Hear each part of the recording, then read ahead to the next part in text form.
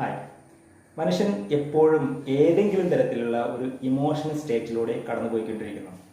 അവൻ വെറുതെ ഇരിക്കുമ്പോഴും അതല്ലെങ്കിൽ എന്തെങ്കിലും കാര്യം ചെയ്തുകൊണ്ടിരിക്കുമ്പോഴും മറ്റുള്ളവരെ കേൾക്കുമ്പോഴും മറ്റുള്ളവരോട് സംസാരിക്കുമ്പോഴും എല്ലാ സമയങ്ങളിലും ഏതെങ്കിലും തരത്തിലുള്ള ഒരു ഇമോഷണൽ സ്റ്റേറ്റിലായിരിക്കുന്നു. ഈ ഇമോഷൻസ് ചിലപ്പോൾ കൂടി വരാം, കുറഞ്ഞു വരാം. നമ്മുടെ മഴവില്ല് നമ്മൾ കണ്ടിട്ടില്ലേ? മഴവില്ലിലെ 7 വർണ്ണങ്ങൾ പോലെയാണ് നമ്മുടെ ബേസിക് ഇമോഷൻസ് എന്ന് പറയുന്നത്. ഈ ബേസിക് ഇമോഷൻസിൽ നിന്ന് നമുക്ക് മഴവില്ലിലെ 7 വർണ്ണങ്ങളിൽ ഓരോ വർണ്ണത്തിനെയും ചാലിച്ചെടുത്ത് വ്യത്യസ്തമായ വർണ്ണങ്ങളാക്കാം എന്നതുപോലെ തന്നെ നമ്മുടെ ഇമോഷൻസും ഡിഫറൻ്റ് ആയ തലങ്ങളിലേക്ക് മാറാറുണ്ട്.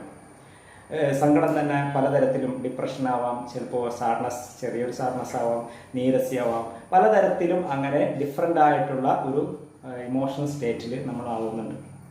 ഇത്തരത്തിലുള്ള ഇമോഷണൽ സ്റ്റേറ്റുകളിലൂടെ കടന്നു പോകാതെ ഒരു മനുഷ്യന് സാധിക്കില്ല.